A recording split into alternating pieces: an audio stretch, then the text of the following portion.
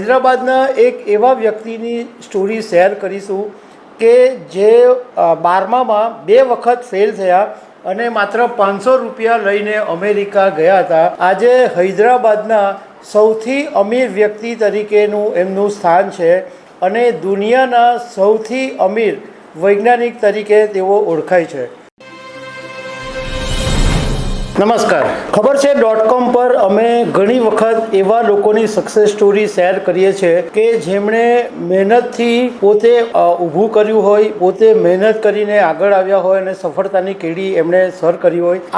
આવા પ્રોગ્રામ કરવા પાછળનો હેતુ ખાલી એટલો જ છે કે કોઈની એક સ્ટોરી કોઈની જિંદગીમાં પ્રેરણા લાવી શકે, કોઈ એકની વ્યક્તિની જિંદગીમાં પ્રકાશ આવી શકે, એના માટે અમે આ સ્ટોરીઓ શેર કરીએ છીએ. તો આ વખતે હૈદરાબાદના એક એવા વ્યક્તિની સ્ટોરી શેર કરીશું કે જે 12માં 2 વખત ફેલ થયા અને માત્ર 500 રૂપિયા લઈને અમેરિકા ગયા હતા. આજે હૈદરાબાદના સૌથી અમીર વ્યક્તિ તરીકેનું એમનું સ્થાન છે અને દુનિયાના સૌથી અમીર વૈજ્ઞાનિક તરીકે તેઓ ઓળખાય છે.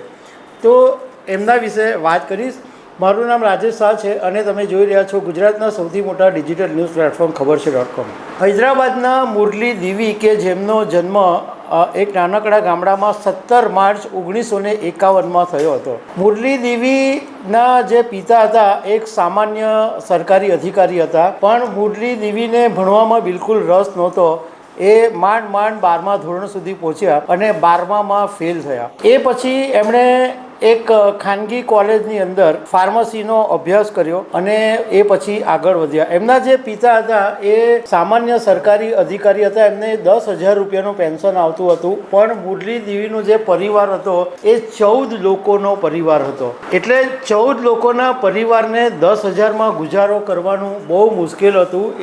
એવો પણ સમય હતો કે સાંજના શું બનાવવું એની ઘરમાં ચિંતા હતી, કારણ કે ઘરમાં કોઈ રાશન પાણી નહોતા.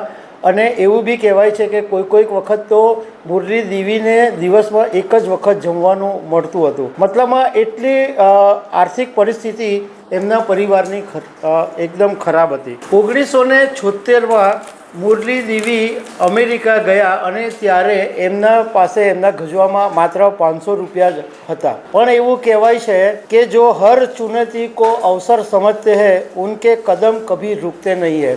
તો મુરલી દેવીનું પણ આવું જ બન્યું કે એમણે જ્યારે અમેરિકા જવાનો નિર્ણય કર્યો અને એ પહેલાં 12મીમાં ફેલ થયા ત્યારે મિત્રો અને સંબંધીઓ તેમનો આત્મવિશ્વાસ આખો તોડી નાખ્યો હતો. બધા એમને ટોણા મારતા હતા, પરંતુ મુરલી દેવી હિંમત હાર્યા નહીં અને એમણે નક્કી કર્યું કે મારે મારા પરિવારને ઊંચો લાવવો છે અને મારા પરિવાર માટે મારે જે કંઈ કરવું પડશે એ હું કરીશ. અને એટલા માટે 1976માં અમેરિકામાં ગયા. અમેરિકા જઈને ફાર્માસિસ્ટ તરીકે કામ કર્યું. 2-3 કંપનીમાં જોબ બી કરી અને વર્ષે દિવસે $65,000 મુરલીએ કમાણી કરી. એ પછી થોડાક વર્ષોમાં એમના પરિવારમાં કંઈક ઇમરજન્સી આવી અને એમણે અમેરિકાથી ભારત પાછા આવી જવું પડ્યું.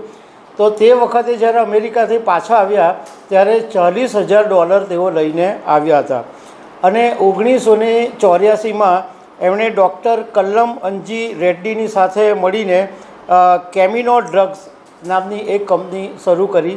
અને એ પછી 1990માં મુરલીએ એક ડિવીઝ રિસર્ચ સેન્ટર શરૂ કર્યું અને એમણે 1995માં તેલંગાણાના ચોટ્ટાપલમાં પહેલું મેન્યુફેક્ચરિંગ યુનિટ શરૂ કર્યું અને 2002માં વિશાખાપટ્ટનમ પાસે બીજું યુનિટ શરૂ કર્યું.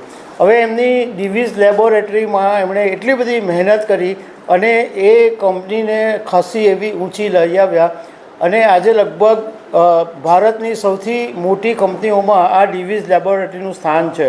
આજે એમની પાસે 53,000 કરોડ રૂપિયાની નેટવર્ક છે અને ડિવીઝ લેબનું માર્કેટ કેપ છે 97,476 રૂપિયા. બીજું એમના માટે એવું કહેવાય છે કે મુરલી પોતે આરોગ્ય પર બહુ જ ધ્યાન આપે છે અને આરોગ્ય માટે એ એટલા બધા જનૂની છે કે એમનું જે ડિવીઝ લેબોરેટરીની હેડક્વાર્ટર છે ત્યાં એમણે પોતે એક યોગ સેન્ટર બનાવેલું છે.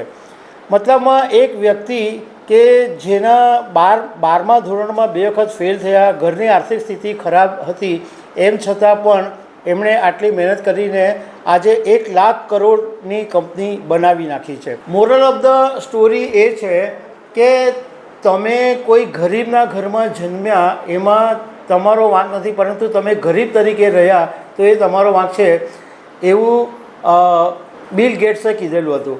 તો તમે ગરીબના ઘરમાં જન્મો તો કોઈ પ્રોબ્લેમ નથી, પરંતુ તમે મહેનત કરીને આગળ આવી શકો છો. બીજું કે તમે ભણવામાં નિષ્ફળ ગયા એટલે જિંદગીમાં ફેલ થયા એ જરૂરી નથી. તમે મહેનત કરીને કરોડો રૂપિયાની કમાણી કરી શકો છો. તો દર્શક મિત્રો, આવી અનેક વાતો સાથે અમે તમને મળતા રહીશું. Thank you very much.